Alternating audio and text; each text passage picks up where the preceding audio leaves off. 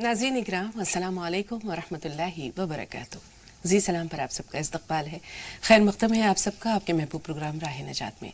मैं आपकी मेज़बान शगुफ्ता यास्मीन इस स्टूडियो प्रोग्राम की रौनक को दुबाला कर रही हैं मारूफ मुफक्किर और दानिश्वर नामवर आलिम दीन जनाब मौलाना महमूद अहमद क़ासिमी साहब। मिलकर इस्तकबाल करते हैं आपके और अपने मुअज़्ज़ज़ मेहमान का। खुशामदीद मौलाना साहब, पुरतपा खैर मक़दम।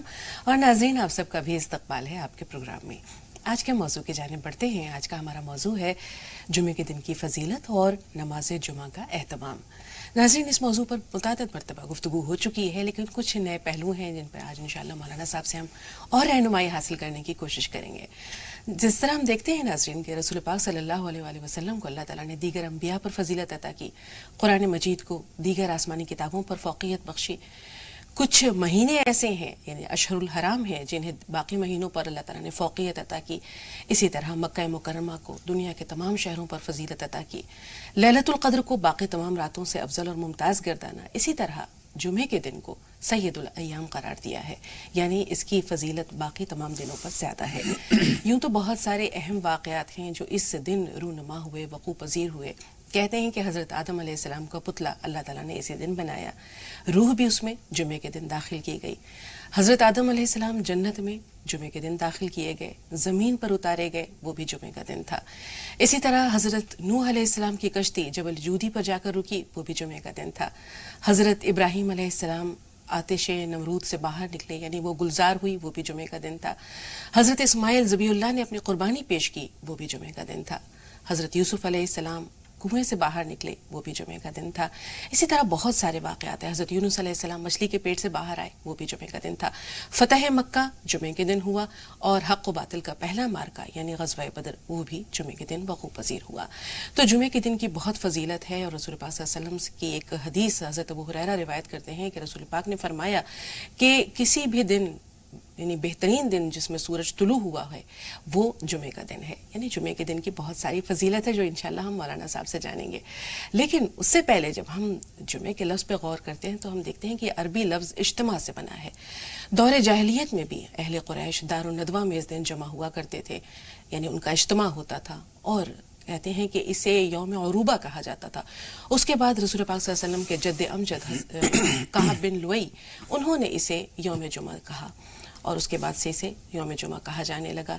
अब यौम जुमा में बाजमात नमाज की जो फजीलत है या फ़र्जियत है उसके बारे में हम मौलाना साहब से जानते हैं कि मुसलमानों ने जुमे के दिन बाज़ाब्ता तौर पर जो नमाज पहली अदा की वो कब की और किसकी इक़्तिदा में की। अस्सलामु अलैकुम व रहमतुल्लाहि व बरकातुहू। अल्हम्दुलिल्लाहि वहदह वस्सलातु वस्सलामु अला मन ला नबिय्य बअदह। अम्मा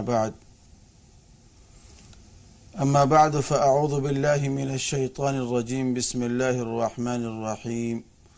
वइज़ा नूदिया इलस्सलाह यौमुल जुमअह फ़सअू इला ज़िक्रिल्लाहि व ज़रुल बैअ ज़ालिकुम खैरुल लकुम। सदक़ल्लाहुल अज़ीम। नाज़रीन किराम, जुमा जिसको सैयदुल अय्याम कहा जाता है, अल्लाह रब्बुल इज़्ज़त ने सैयदुल अय्याम यानी जुमे की जो फजीलत है, उसकी जो बरतरी है, उसको इस माना करके भी बयान किया और वाज़े किया है कि तकरीबन 6 दिनों में अल्लाह रब्बुल इज़्ज़त ने इस कायनात की तख्लीक़ फरमाई है और कायनात की तख्लीक़ का जो आखिरी दिन था वह आखिरी दिन जुमा ही था। यानी कि सनीचर से इस कायनात की तख्लीक़ शुरू हुई है और जुमे को इख्तिताम पज़ीर हुई है। तो अल्लाह रब्बुल इज़्ज़त इस कायनात की तख्लीक़ ज़मीन व आसमान के बनाने से जो फ़ारिग़ हुआ है वो जुमे के दिन ही फ़ारिग़ हुआ है। तो जुमा सैयदुल अय्याम है। अल्लामा इब्न हजर रहमतुल्लाह अलैह ने जुमे के ताल्लुक़ से एक बड़ी अहम बात लिखी है कि जुमे का बाज़ाब्ता जो वक़ू हुआ है, जो उसका वजूद हुआ है, ये हिजरत के बाद में हुआ है, लेकिन इसकी फ़र्ज़ियत ये मक्कतुल मुकर्रमा में हो चुकी थी, लेकिन वहाँ मौका नहीं था और हालात ऐसे नहीं थे کہ جمعے کی فرضیت کو وہاں پر نافذ کیا جائے، اس لیے نبی علیہ الصلوۃ والسلام نے جمعے کی فرضیت کو وہاں پر نافذ نہیں کیا تھا۔ جب آپ تشریف لائے ہیں مدینہ طیبہ زادہ اللہ شرفا وعظما، تو مدینے میں بنو سالم کا محلہ جو ہے، اس محلے کے اندر سب سے پہلے جمعے کی نماز کا قیام عمل میں آیا تھا، اور اس وقت تقریباً 100 افراد تھے جو آپ علیہ الصلوۃ والسلام کی اقتداء میں جمعے کی نماز ادا فرما رہے تھے۔ وہ بنو سالم کا محلہ قباء کے اندر ہے، اور پھر وہاں باضابطہ نبی علیہ الصلوۃ والسلام نے جمعے کی نماز پڑھائی ہے اور خطبہ وہاں پر ارشاد فرمایا ہے۔ جی، یہ تو ہم نے اس کی فرضیت کے بارے میں جانا، اب تھوڑی فضیلت کے بارے میں بھی جان لیتے ہیں مولانا صاحب۔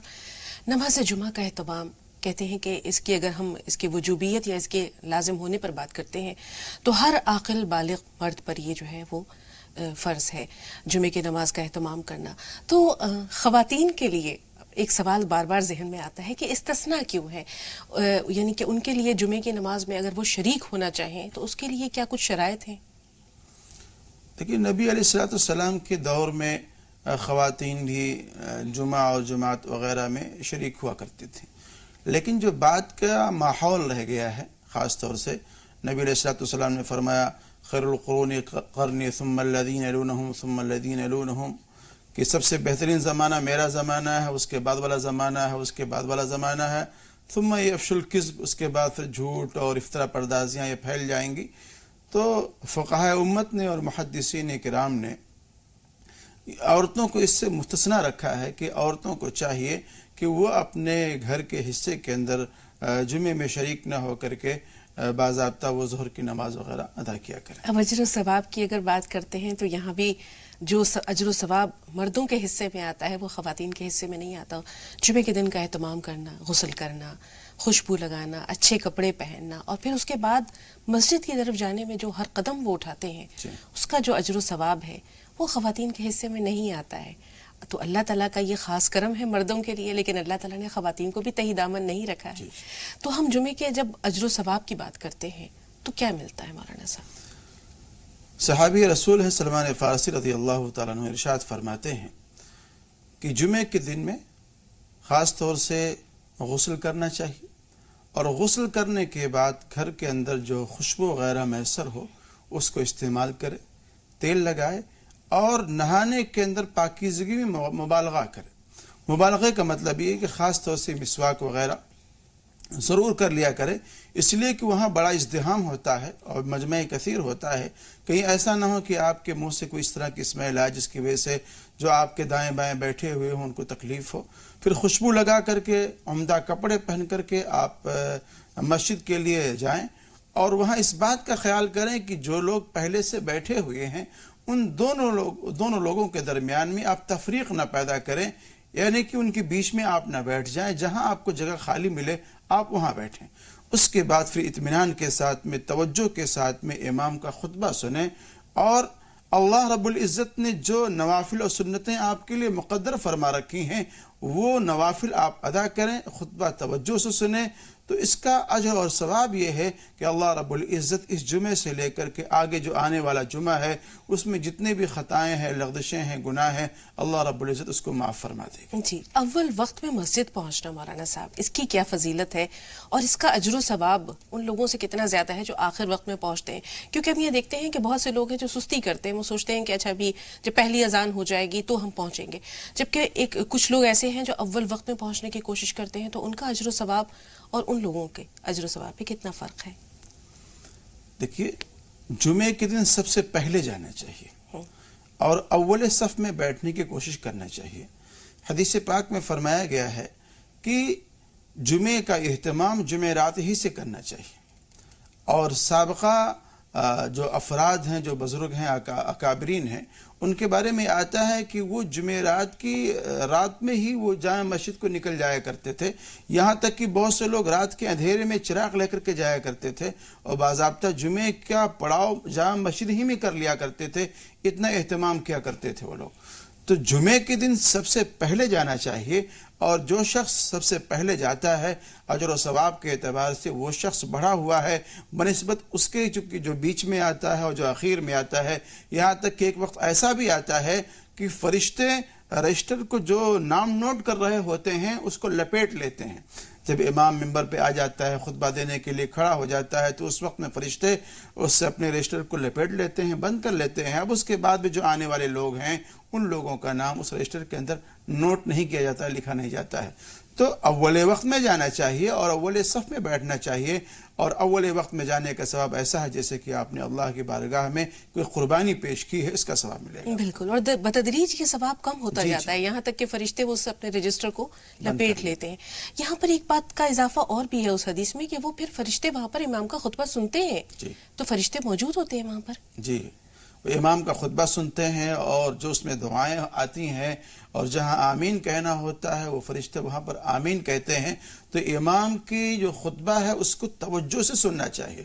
اور تھوڑا سا اس میں تفصیل کر دوں کہ یہ جو جمعے کی نماز ہے, یہ جمعے کی نماز قائم مقام ہے ظہر کی نماز کے. ظہر میں 4 رکعتیں ہوتی ہیں. اب 4 رکعتوں کی جگہ پر اللہ رب العزت نے یہاں پر 2 رکعتیں جمعے کی رکھی ہیں. وہ جو 2 خطبے ہیں وہ دونوں خطبے ان 2 رکعتوں کے قائم مقام ہیں. اس لیے جب امام باہر نکل آئے, ممبر پہ بیٹھ جائے اور مؤذن اذان دے دے تو ایسے وقت میں فلا صلاۃ ولا کلام, نہ اب کوئی نماز ہے نہ کوئی بات چیت ہے, بالکل متوجہ ہو کر کے امام کی طرف اس کے خطبے کو سننا چاہیے. یہاں تک کہ اگر 2 لوگ بات بھی کر رہے ہوں تو ان کو بھی اپنی زبان سے کچھ کہہ کر کے منع نہیں کرنا چاہیے, بلکہ اشارے سے کہہ دے, وہ بات الگ ہے, لیکن توجہ سے سنیں اور کوئی اس درمیان میں کوئی ایسا عمل نہ کرے جو خطبہ سننے کے اندر مخل ہو. بالکل مولانا صاحب, یعنی اگر کسی نے اپنے ساتھی کو خاموش رہنے کے لیے بھی کہہ دیا تو یہ بھی لغو بات میں شمار ہو جاتا ہے. اب آپ آج کے ماحول کو دیکھیں کہ لوگ وہاں بیٹھے ہوتے ہیں اور اتفاق سے اپنے موبائل پہ میسیجز چیک کر رہے ہوتے ہیں, کسی کو پیغام رسانی کر رہے ہوتے ہیں. تو یہ چیز ان کے اجر و ثواب کو کیا اس جمعے کے خطبے میں جو ان کو فضیلت یا اجر ملنے والا ہے اسے تو وہ بالکل ضائع کر دیتے ہیں. یہ تو ہوئی ایک بات. اب جیسے آپ نے کہا کہ ایک شخص اول وقت میں مسجد پہنچ جاتا ہے تو وہاں وہ اپنے وقت کا بہترین استعمال کس طرح کرے. کہتے ہیں کہ مختلف اذکار ہوتے ہیں, تلاوت قرآن پاک ہے. جمعے کے دن سورہ کہف پڑھنے کی بڑی فضیلت ہے کہ جو شخص سورہ کہف پڑھتا ہے ایک جمعے سے دوسرے جمعے کے دوران اس کے لیے ایک نور روشن کر دیا جاتا ہے. اسی طرح درود شریف پڑھنے کی بھی بڑی فضیلت ہے. ہم اس طرف بھی آئیں گے, لیکن آپ نے ابھی شب جمعہ کا ذکر کیا. ہم دیکھتے ہیں بہت سے گھروں میں جہاں الحمدللہ دین بہت اچھی طرح قائم ہے, وہ شب جمعے کو بھی ذکر و اذکار کے لیے, تلاوت قرآن پاک کے لیے, مختلف وظائف کے لیے مخصوص کر رکھا ہے انہوں نے. تو شب جمعہ کا استعمال کس طرح ہم کر سکتے ہیں اللہ کی عبادت کے لیے؟ دیکھیے, جو آنے والا جو دن ہے جمعہ کا, جی, اور آج ہی جمعرات, تو آج کی جو یہ رات ہے یہ بڑی اہم رات ہے. اس میں کپڑے آپ تیار کرنا, جیسے کہ جمعے کی تیاری کی بات میں کر رہا ہوں, کپڑے آپ تیار کر لیں, اپنے خوشبو وغیرہ تیار کر لیں, تیل وغیرہ تیار کر لیں اپنے. اور ایسے ہی جمعے کے دن خاص طور سے اپنے لبوں کو تراشنا اور ایسے ہی ناخن وغیرہ کاٹنا, یہ تمام کے تمام اعمال ایسے ہیں کہ جو جمعے کی تیاری میں شمار ہوتے ہیں, جو جمعے کی تیاری میں شمار ہوتے ہیں. اور نبی علیہ الصلوۃ والسلام کا یہ معمول رہا ہے کہ آپ علیہ الصلوۃ والسلام جمعے سے پہلے اپنے لبوں کو تراشا کرتے تھے, ناخن اپنے کاٹ لیا کرتے تھے, اور پہلے ہی سے اس کا اہتمام چلا آتا تھا, جس سے اس بات کا اندازہ ہوتا ہے کہ آپ اس دن کی یعنی جمعے کی اہمیت کو آپ محسوس کر رہے ہیں. تو ظاہر سی بات, جب اس کی اہمیت ہوگی, اس کی عظمت آپ کے دل میں ہوگی, تو پھر آپ تیاری کریں گے اور اس تیاری کے ساتھ میں آپ جمعے کی ادائیگی کے لیے آپ جائیں گے. یہاں ایک سوال ہے مولانا صاحب, جیسے آپ نے کہا کپڑوں کی تیاری, ہم دیکھتے ہیں کہ حضرت عائشہ رضی اللہ تعالیٰ عنہ سے ایک بیان کہیں پڑھا ہے کہ رسول پاک صلی اللہ علیہ وسلم نے اپنا ایک لباس مخصوص کر رکھا تھا. جب نماز سے فارغ ہو کر آتے تھے تو حضرت عائشہ نے کہا ہم اسے طے کر کے رکھ دیا کرتے تھے اور پھر وہ اگلے جمعہ استعمال ہوتا تھا. تو کیا نماز جمعہ کے لیے انسان اپنے کچھ یعنی ملبوسات اگر مخصوص کر دے تو کیسا ہے؟ بہت اچھی بات ہے, چونکہ نبی علیہ الصلوۃ والسلام کا یہ معمول ہے. اور خود سلمان فارسی رضی اللہ تعالیٰ عنہ روایت فرماتے ہیں, اور ایک روایت عبداللہ بن عمر رضی اللہ تعالیٰ عنہ کی بھی ہے, کہ اللہ کے رسول عام طور سے جو کپڑا استعمال کرتے تھے, سیاہ کپڑا استعمال کرتے تھے, ایک چادر ہوتی تھی, ایک لنگی ہوتی تھی اور عمامہ ہوتا تھا. اور خاص طور سے جمعے کے دن میں آپ پروقار انداز میں تیار ہو کر کے تشریف لاتے تھے, اور جمعے کے دن جو آپ کا عمامہ ہوتا تھا وہ سیاہ کلر کا ہوتا تھا, اور اس کا شملہ ہوتا تھا, دونوں شانوں کے بیچ میں, دونوں موڑھوں کے بیچ میں اس کو آپ ڈالتے تھے, اور آپ اس طرح سے تیار ہو کر کے آتے تھے. تو نبی علیہ الصلوۃ والسلام کا یہ معمول ہے اور یہ سنت ہے اس دن کی اہمیت اور فضیلت کے اعتبار سے. اس لیے ہم تمام لوگوں کو، ناظرین کو بھی جمعے کے لیے خاص پوشاک اور اچھا اور عمدہ لباس استعمال کرنا چاہیے، اور آپ کے پاس میں سب سے بہتر جو لباس ہے اس لباس کو پہن کر کے آنا چاہیے۔ ایک بات میں اور اضافہ کر دوں کہ بہت سے افراد، بہت سے حضرات جس بھی کپڑے میں ہوتے ہیں اپنے گھر کے اندر اسی کپڑے کے اندر چلے جاتے ہیں مسجد میں نماز پڑھنے کے لیے۔ یہ نامناسب بات ہے، اس کو علماء نے مکروہ لکھا ہے۔ وہ کپڑے، جن کپڑوں کو پہن کر کے آپ اپنے اعزاء اقربا میں جانا ناپسند کرتے ہیں، جن کپڑوں کو آپ پہن کر کے اپنے اعزاء اقربا میں جانا ناپسند کرتے ہیں، ان کپڑوں کو پہن کر کے مسجد میں آنے کو علماء نے مکروہ لکھا ہے۔ اس لیے مسجد یہ اللہ کا دربار ہے، اللہ کا گھر ہے، اللہ کی بندگی کے لیے آپ جا رہے ہیں، تو وہاں آپ پھٹے پرانے کپڑے پہن کر کے جائیں۔ وہاں تو بہتر یہ ہے کہ اچھا کپڑا بھی ہو اور خوشبو سے معطر بھی ہوں آپ، اور اس حال میں آپ مسجد کے اندر جائیں۔ اور اطباء نے اس بات کو لکھا ہے کہ وہ چیز جو خوشبو ہوتی ہے، خوشبو یہ دل کو لگتی ہے، اور دل کو جو چیزیں لگتی ہیں اور پھر وہ طبیعت کو اور دل اور دماغ کو حاضر کرنے کے لیے کافی اور شافی ہوتا ہے۔ تو نماز میں ضرورت ہے دل کو حاضر کرنے کی اور دل کو اللہ کی یاد میں متوجہ کرنے کی، اس لیے اچھا لباس بھی ہو، میسر ہو تو خوشبو بھی لگائیں، اور اچھے کپڑے پہن کر کے مسجدوں میں جانا چاہیے۔ بالکل۔ ابھی آپ نے ایک بات اور بتائی مولانا صاحب کہ جیسے ہی اگر پہنچے اول وقت میں تو اگلی صفوں میں بیٹھ جائیں۔ بہت سے لوگ ہوتے ہیں جو دیر سے آتے ہیں اور اگلی صف تک پہنچنے کی، پہلے صف تک پہنچنے کی کوشش کرتے ہیں، اور اس میں وہ لوگوں کی گردنیں پھلانگتے ہوئے آگے بڑھنے کی کوشش کرتے ہیں۔ ان کو بھی تکلیف ہو رہی ہے، پھر وہ آگے جب جا کر بیٹھتے ہیں تو دو لوگوں کے درمیان جگہ بناتے ہیں اپنے لیے، وہاں انہیں بھی تکلیف ہو رہی ہے۔ تو اگر کوئی شخص دیر سے آیا ہے تو اسے چاہیے کہ جہاں جگہ اسے میسر ہے وہ وہیں پر بیٹھ جائے۔ جی، ابھی جو حدیث بیان کی ہے سلمان فارسی رضی اللہ تعالیٰ عنہ کی، اس میں اللہ کے رسول نے فرمایا ہے کہ وہ شخص مسجد میں جائے اور کوشش اس بات کی کرے کہ دو لوگ جو پہلے سے وہاں بیٹھے ہوئے ہیں ان میں تفریق پیدا نہ کرے، جدائیگی نہ پیدا کرے کہ بس بھائی تھوڑا سا دائیں بائیں ہو جاؤ اور وہاں بیٹھنے کی کوشش کرے۔ اگر آپ کو اول صف میں جگہ چاہیے تھی تو آپ کو پہلے آنا چاہیے تھا اور وقت کا لحاظ اور پاس کرنا چاہیے تھا، لیکن آپ تاخیر میں آ کر کے پھر لوگوں کو آپ منتشر کرنا چاہتے ہیں، یہ اچھی بات نہیں ہے۔ اچھا، بہت سے لوگ یہ کام بھی کرتے ہیں کہ اپنا رومال یا کوئی ایسا سامان لا کر کے بیچ صف میں رکھ دیتے ہیں اور پھر اس کے بعد غائب ہو گئے۔ وہ یہ سمجھتے ہیں کہ ہم نے یہاں پر رومال اپنا رکھ دیا ہے تو اب ہماری یہ جگہ یہ ریزرو ہو گئی، ہمیں یہاں پر آ کر کے بیٹھنا ہے۔ ایسا بھی نہیں کرنا چاہیے۔ بالکل۔ مولانا صاحب دعا کی طرف آتے ہیں۔ اس دن درود رسول پاک صلی اللہ علیہ وسلم پر سلام بھیجا جاتا ہے۔ کہتے ہیں جمعے کے دن میں ایک گھڑی ایسی ہے، بہت مختصر سی یہ گھڑی ہے، لیکن اس میں جو دعا کی جاتی ہے وہ ضرور قبول ہوتی ہے۔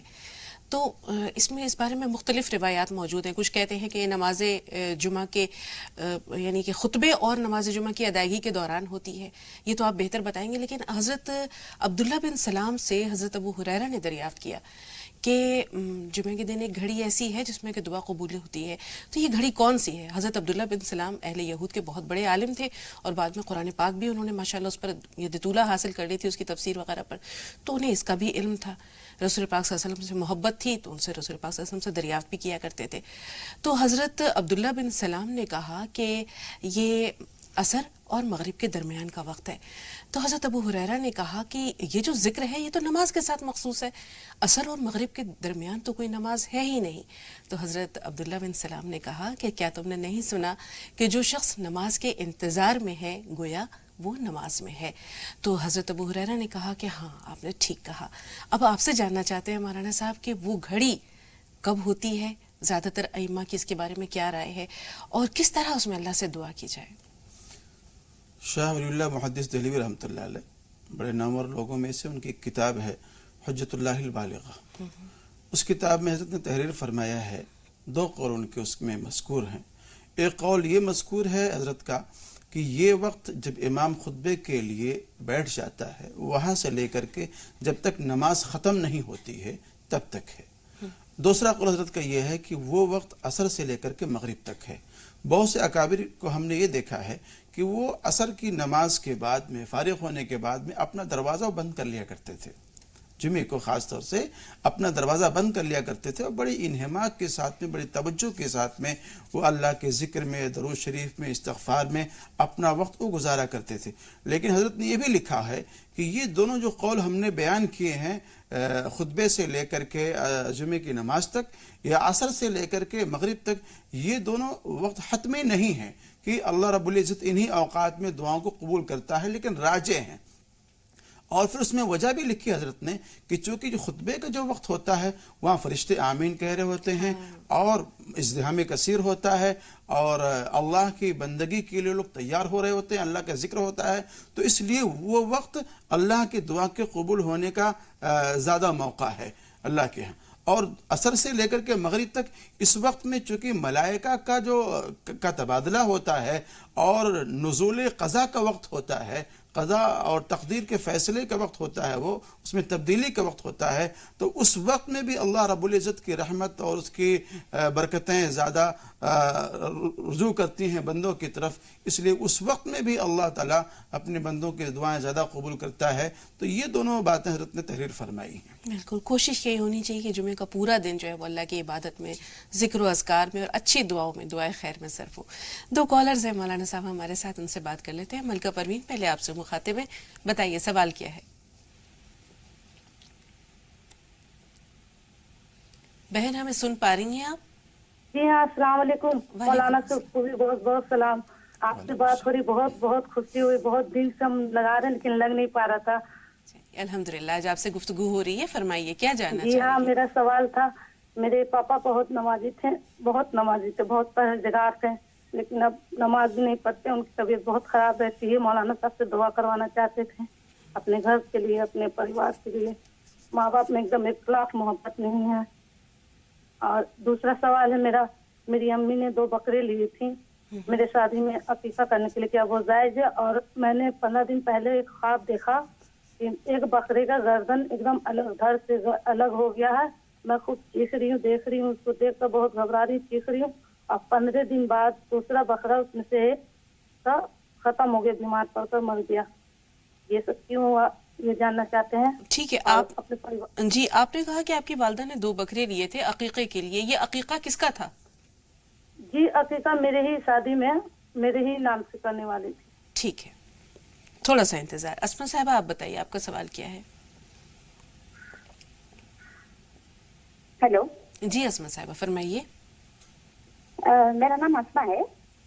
جی کرناٹک سے بول رہی ہوں. استقبال ہے بہن، فرمائیے سوال کیا ہے؟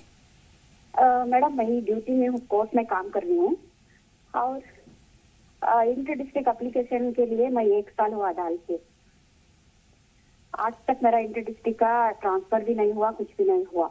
تو میرے 2 چھوٹے بچے ہیں، مجھے انٹر ڈسٹرکٹ کے لیے دعا چاہیے اور کچھ جلدی سے جلد ہم شہر شموگا کے ٹرانسفر ہو گئے تو بہت اچھا ہوتا ہے. اس کے واسطے تو کوئی تو دعا ہے تو بولنا چاہیے. شہزاد بھائی ہمیں سن پا رہے ہیں آپ؟ جی السلام علیکم. وعلیکم السلام ورحمۃ اللہ وبرکاتہ. جی بھائی. جی میں یہ جاننا چاہ رہا ہوں کہ لیڈیز کے لیے بھی اور جینٹس کے لیے تو ہوتی ہے، اگر جمعے میں جو 12 رکعتیں ہوتی ہیں جمعے کے دن کس طرح پڑھی جائیں. ٹھیک ہے. سلمہ صاحبہ آپ بتائیں. جی السلام علیکم. وعلیکم السلام. میرا سوال یہ ہے کہ میں کافی ٹائم سے اپنی گورنمنٹ جاب کا چاہتی ہوں کہ میں گورنمنٹ جاب میں آ جاؤں، لیکن میں کچھ ایسے مرحلہ آ رہے ہیں بیچ میں کہ میں پریپریشن تو کرتی ہوں، آ نہیں پاتی. تو آپ مجھے کچھ ایسی دعا وغیرہ بتائیں، کچھ عبادت میں بھی کمی ہو رہی ہو یا کیا مجھ سے غلطی ہو رہی ہو جو یہ ٹھیک سے ہو نہیں پا رہا مجھ سے، تو آپ مجھے کچھ بتائیں. غور سے سنیے، پہلا آپ کا سوال ہی لے رہے ہیں. جی مولانا صاحب. ایک تو یہ ہے کہ جب کسی ایگزام وغیرہ کے اندر جب یا انٹرویو وغیرہ کے اندر جائیں تو وہاں یا سبوح یا قدوس یا غفور یا ودود اس کو پڑھتے ہوئے جائیں، اور یا عزیز اس کو بھی کثرت سے پڑھیں، اور جانے سے پہلے کچھ اللہ کی بارگاہ میں اللہ کے نام سے کچھ صدقہ خیرات وغیرہ نکال کے جائیں. تو اللہ کی ذات عالی سے امید ہے کہ جو بھی مسائل ہیں انشاءاللہ وہ دور ہو جائیں گے. مولانا صاحب آپ نے کہا کہ انٹرویو کے لیے جائیں یا امتحانات کے لیے جائیں. ہمارے بچوں کے بھی جو ہے وہ امتحانات جو ہے وہ بورڈ کے درپیش ہیں یا شروع ہو چکے ہیں. تو ہمیں جیسے آپ نے کہا صدقات، امی یاد آ گئی، وہ ضرور صدقہ نکالا کرتی تھیں پہلے پیپر میں ہماری روانگی سے پہلے. تو ہم چاہیں گے کہ جو آپ نے اذکار ابھی بتائے ہیں وہ ایک بار دہرا دیں تاکہ جو مائیں سن رہی ہیں، یہ بچے پروگرام دیکھ رہے ہیں، وہ بھی یاد کر لیں. تو بچوں کے نکلنے سے پہلے کچھ صدقہ وغیرہ ضرور نکال دیا کریں، اور طلب عزیز بھی اس دعا کو یاد کر لیں، یا سبوح یا قدوس یا غفور یا ودود، یا صرف یا عزیز یا عزیز اس کو پڑھ لیں. اور ایک آیت کریمہ جس کو آپ حضرات نے بارہا سنا ہوگا، رب اشرح لی صدری ویسر لی امری، صرف اتنا ہی پڑھ لیا کریں اور پڑھتے رہیں. جیسے کہ پرچہ آپ کے ہاتھ میں آ گیا ہے، ابھی لکھنا آپ نے شروع نہیں کیا ہے یا ابھی ملنے والا ہے، تو بیٹھ کے پڑھتے رہیں، انشاءاللہ العزیز اللہ آسان فرمائے گا انشاءاللہ. شہزاد بھائی جاننا چاہتے ہیں 12 رکعت کے بارے میں، مردوں کے لیے بھی اور خواتین کے لیے. دیکھیے 4 رکعت تو جمعے کی نماز سے پہلے جو سنت ہے، اس کے بعد پھر 2 رکعت فرض ہے جو جمعے کی ہیں، اس کے بعد 6 رکعتیں، 2 رکعت سنت اور 2 رکعت، 4 رکعت سنت 2 رکعت نفل، اس انداز میں جمعے کی نماز پڑھی جاتی ہے. جی، تحیت المسجد کے بارے میں موقع ملا تو آپ سے ضرور جانیں گے کہ یہ کتنا اس کا اجر و ثواب ہے، لیکن پہلے ریشما سے بات کر لیتے ہیں. جی بتائیے ریشما صاحبہ، آپ کا سوال کیا ہے؟ ہاں ہلو، السلام علیکم. وعلیکم السلام. جی ہم ماما بھیا ختم ہو گیا، اس کے خواب کے بارے میں معلوم کرنا ہے. جی خواب جی السلام علیکم. وعلیکم السلام. جی ریشما صاحبہ فرمائیے. جی ہمیں اپنے بھیا کے خواب کے بارے میں معلوم کرنا. ہم نے خواب دیکھا تھا. ہاں جی کیا جو دیکھا؟ ہے ہمارا بھیا کھو گیا کہیں، ہم گئے ڈھونڈ رہے تو کہہ رہے ہیں جو ایک آدمی ہے، کہہ رہے تم فاتحہ دلوا تو ہمارا بھیا واپس آ جائے گا، لیکن اپنے پیسوں نہیں کسی اور کے پیسوں کے دلوا دو. تو یہ جاننا چاہ رہے ہیں. اور دوسرا جاننا چاہ رہے ہیں کہ ہم نے دیکھا، وہ کہہ رہا ہمارا بہت تیز درد ہو رہا ہے، ہمیں لے چلو امی یہاں سے. اور جب ہم نے لیا ہے تو اس کے پسلیوں کے پاس کالا بہت گہرا نشان ہے. یہ خواب ہے. اور دوسرے خواب جو اس کے موبائل میں جو بہن دو خواب کافی ہیں، اس لیے کہ ہمیں یاد رکھنا مشکل ہو جائے گا. مولانا صاحب یہ دونوں خواب آپ کی یادداشت میں محفوظ رہیں گے. چندہ آپ بتائیے آپ کا سوال کیا ہے؟ چندہ صاحبہ ٹی وی کی آواز کم کر دیجئے، میوٹ کر دیجئے، سوال بتائیے. ہلو السلام علیکم. وعلیکم السلام. جی بہن.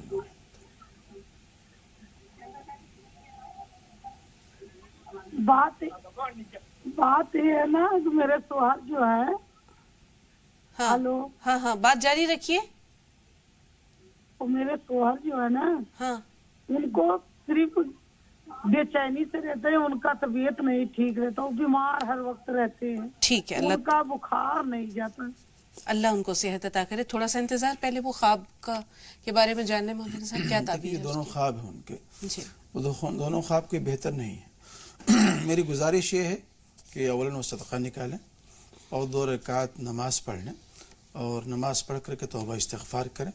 اللہ رب العزت کسی بھی اس طرح کی انہونی سے آپ کو محفوظ فرمائے اور آپ کے بچوں کو بھی. جی انہوں نے بتایا چندہ صاحبہ نے ان کے شوہر کی طبیعت خراب رہتی ہے، بخار نہیں جا رہا ہے.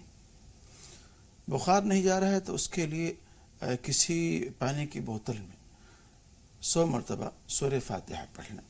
فاتحہ پڑھ کر کے اس میں دم کر لیں اور اس کو تھوڑا تھوڑا سا پئیں. انشاءاللہ العزیز بخار میں افاقہ ہوگا انشاءاللہ. سالار بھائی استقبال ہے آپ کا، فرمائیے سوال کیا ہے؟ السلام علیکم. وعلیکم السلام. باجی سوال یہ ہے کہ جیسے جمعہ کے دن جو 2 خطبے ہوتے تو خطبوں کے اندر عربی میں بولا جاتا ہے جو ہم لوگوں کے سمجھ میں آسانی سے نہیں آتا، تو برائے مہربانی اگر کبھی تفصیل سے نہیں تھوڑا مختصر میں بھی بتا دے تو بڑی مہربانی ہوگی. ٹھیک ہے. فردوس آپ بتائیے آپ کا سوال کیا ہے؟ السلام علیکم باجی. وعلیکم السلام. السلام علیکم. میرا سوال یہ ہے کہ میرے شادی کے بعد میں 4 سال تک میرے کو اولاد نہیں ہوئی. میں نے بہت دعا منت وغیرہ کرنے کے بعد اللہ تعالیٰ نے مجھ کو اولاد سے نوازا، لیکن میں نے اس میں سے شاید کچھ منت وغیرہ نہیں کیا ہے. اور ایک بکرا لے کے میں نے اپنے پاپا کے پاس رکھا تھا، اس کو ذبح کر کے ہم نے آیت کریمہ کیے تھے، لیکن وہ بکرا نا مر گیا تھا. پاپا نے میرے کو بتایا نہیں، خود کے پیسوں سے خرید کے پھر وہ بکرے کو وہ آیت کریمہ کیے ہیں. بچہ ہے میرا 12 سال کا ہو گیا ہے وہ، لیکن وہ بہت پریشان رہتا ہے. بہت اچھا ہے وہ، لیکن وہ آپ سے بات کرنے کی خوشی بہت ہو رہی ہے، اس لیے بات نہیں کر پا رہی تھی. کوئی بات نہیں فردوس، خوشی تو ہمیں بھی ہے اور آپ کا سوال سمجھ میں آ گیا ہے. پرابلم یہ ہے کہ بچہ نا دل کا بہت اچھا ہے، لیکن وہ جیسا میں بھی اس کو بہت چٹ چٹ کرتی ہوں، ٹیچر بھی وہ اپنی امیج اچھی نہیں بنا پاتا ہے. دوست وغیرہ کے ساتھ بھی یہی رویہ ہے اس کا. فردوس ایک بات بتائیے، بہت زیادہ روک ٹوک تو نہیں ہوتی بچے کے ساتھ؟ لیکن وہ حرکتیں کچھ ایسی کرتا ہے نا جس کی وجہ سے روک ٹوک بھی ہوتی ہے. زیادہ تر میں ہی ہر بات پہ ٹوکتی ہوں. نہیں، اس کا نیچر ہی اس ٹائپ کا بن گیا ہے کہ وہ دل کا بہت اچھا ہے بچہ میرا. بچہ دل کا اچھا ہے، انشاءاللہ مزاج کا بھی اچھا ہو جائے گا. غور سے سنیے، صرف ابھی 12 سال کا ہے. اب کبھی کبھی کیا ہوتا ہے، مائیں خاص طور پر بہت سی ماؤں کی عادت ہوتی ہے کہ وہ چاہتی ہیں کہ بچہ بالکل پرفیکٹ ہو، اور بالکل پرفیکٹ کوئی نہیں ہوتا رسول پاک صلی اللہ علیہ وسلم کے علاوہ. تو ہم یہ دیکھتے ہیں کہ جو بلا وجہ کی روک ٹوک یا زیادہ روک ٹوک یہ بچے کو کچھ اب نارمل تو نہیں بنا دیتی، پریشان تو نہیں، چڑچڑا مزاج میں جو ہے چڑچڑا پن آ جاتا ہے.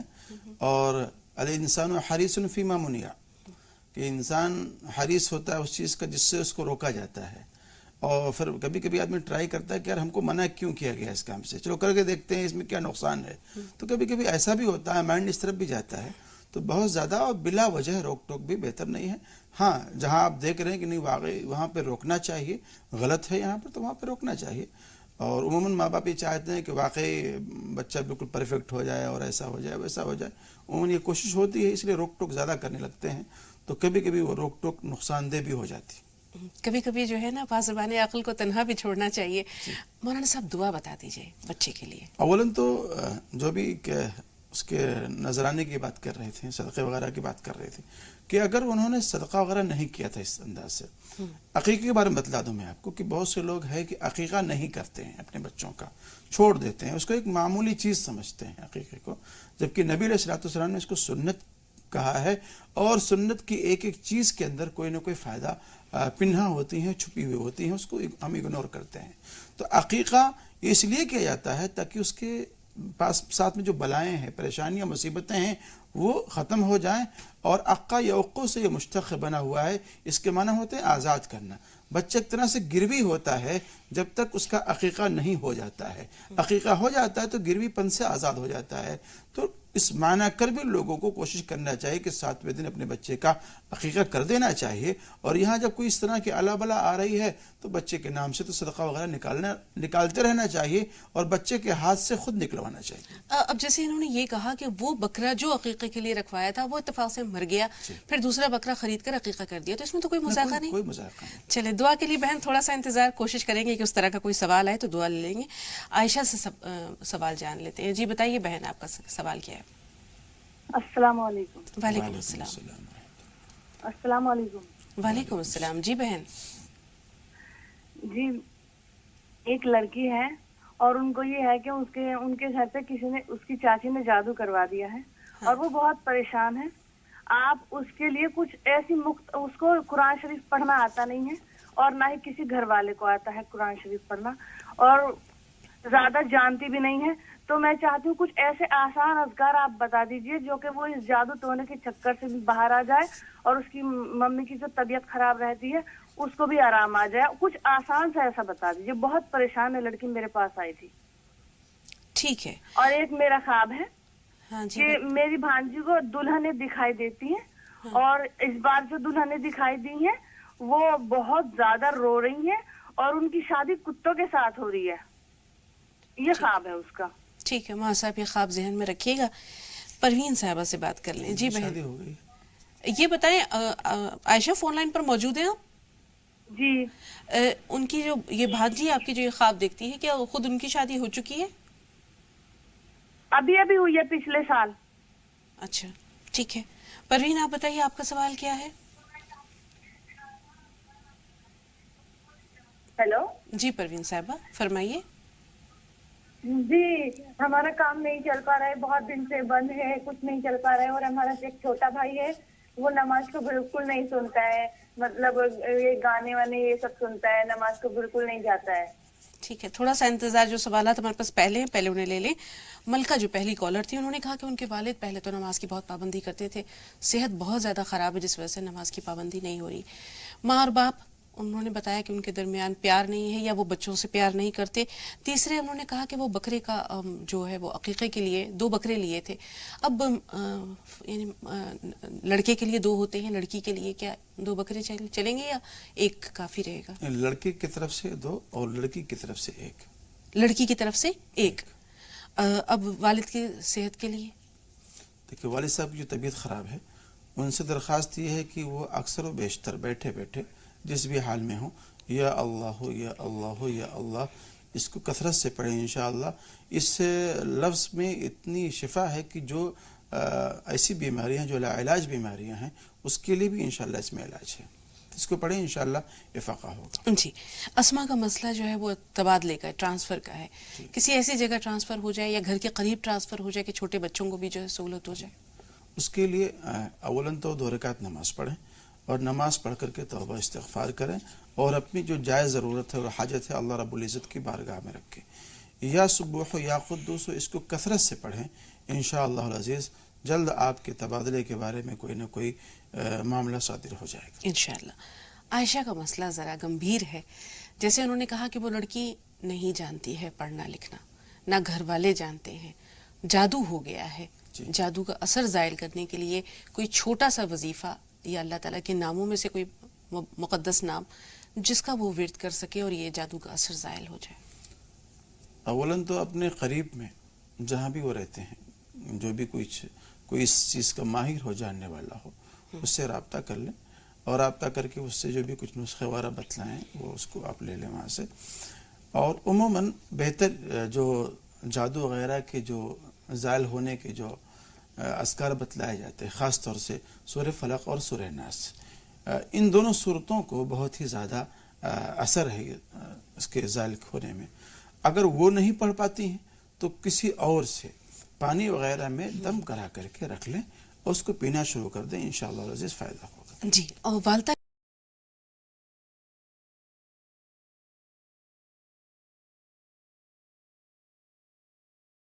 آپ میں یا سلامو 100 مرتبہ پڑھ کر کے اس کو کھانا شروع کر دیں اور لفظ یا اللہ کو اس کو کثرت سے پڑھیں، انشاءاللہ شفا یابی ملے گی. یعنی یا اللہ اور یا سلامو. جی بہت بہت شکریہ مولانا صاحب. امید ہے کہ عائشہ جواب آپ تک پہنچا.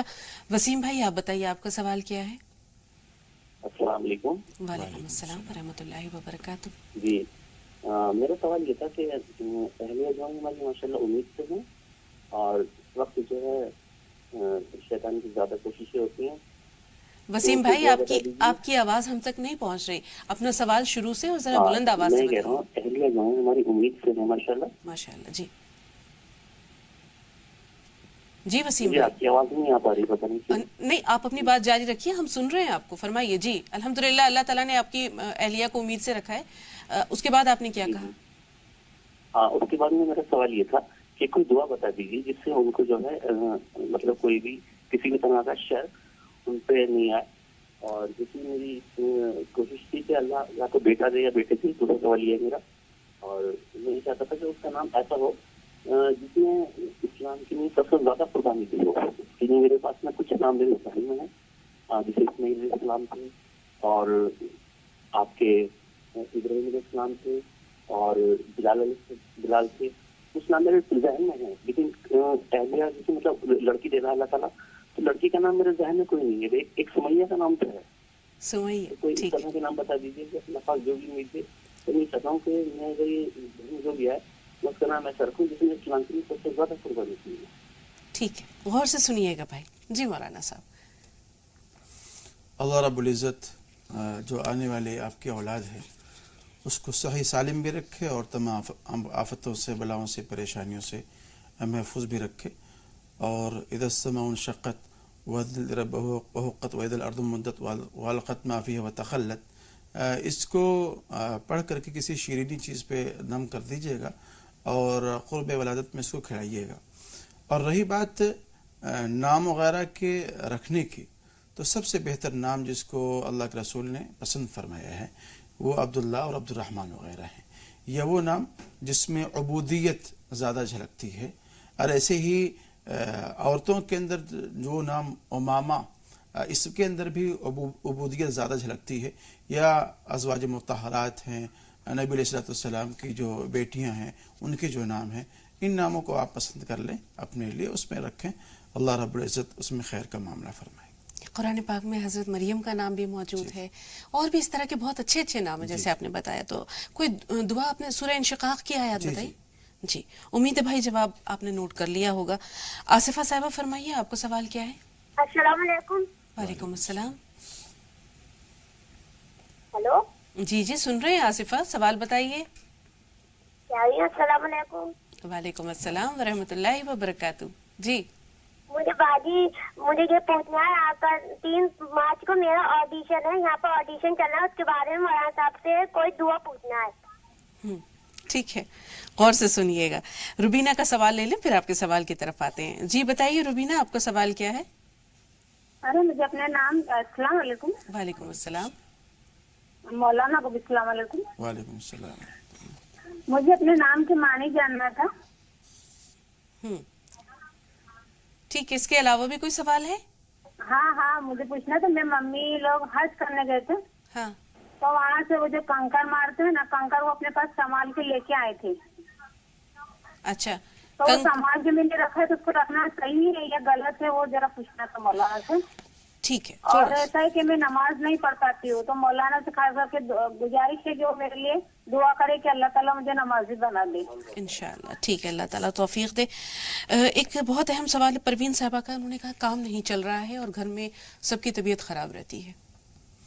ایک کاروبار کے تعلق سے یا لطیف ہو 133 بار پڑھ لیں اور اللہ الصمد 1000 مرتبہ پڑھیں. انشاءاللہ العزیز کاروبار میں برکت بھی ہوگی.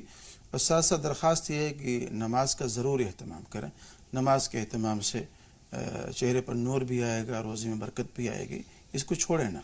جی آصفہ کا سوال ہے کہ آڈیشن ہے، اس کے لیے کوئی دعا بتا دیجیے. اس کے لیے وہ کثرت سے یا عزیز ہو یا عزیز ہو یا عزیز ہو پڑھیں، انشاءاللہ وہ کامیاب ہوں. جی سالار بھائی کا سوال ہے کہ جو خطبے کے بعد کچھ جو خطبہ ہوتا ہے وہ عربی زبان میں ہوتا ہے، تو سمجھ نہیں پاتے اس کے مفہوم کے لیے کیا کیا جو جائے؟ مشروع ہے خطبہ وہ عربی زبان ہی میں ہے. جو نبی علیہ السلام سے، صحابہ سے، خلفائے راشدین سے، خیر القرون سے جو مشروع ہے وہ عربی زبان میں ہے. اور وہ لوگ جو عربی زبان سمجھتے ہیں آج بھی وہاں خطبہ عربی زبان میں چل رہا ہے. اور چونکہ شریعت اسلامیہ کے بہت سارے معاملات ایسے ہیں جو نقل پر محمول ہیں کہ نبی علیہ السلام سے ایسا ہوتا ہوا چلا آیا ہے، تو اس لیے ہم اس کو ایسا کرتے ہیں. تو آج بھی عربی زبان میں خطبہ دیا جاتا ہے. ہاں ہمارے ملک ہندوستان میں اور پڑوسی ملک میں ہوتا یہ ہے کہ اس سے پہلے کچھ اردو میں کچھ خطبات کہے جاتے ہیں، کچھ نصیحت کہی جاتی ہیں. اور بہت سارے خطبہ یہ کیا کرتے ہیں کہ جو باتیں اردو زبان میں خطبے میں کہی گئی ہیں نصیحت کے طور پر، اسی کو اپنا عربی میں استعمال کر لیتے ہیں، یا عربی زبان کا وہ ٹرانسلیشن ایک طرح سے ہوتا ہے. اس طرح سے ہم لوگوں کے ہاں وہ خطبہ ہوتا ہے. اگر کوئی جاننا چاہے، سمجھنا چاہے، تو کیا اس کا ترجمہ کہیں مل جائے گا؟ چونکہ وہ بہت سے خطبات خطیب تو ایسے ہیں کہ وہ ایک ان کا خطبہ رٹا ہوا ہوتا ہے، وہ اسی کو ہر جمعے میں پڑھ دیا کرتے ہیں.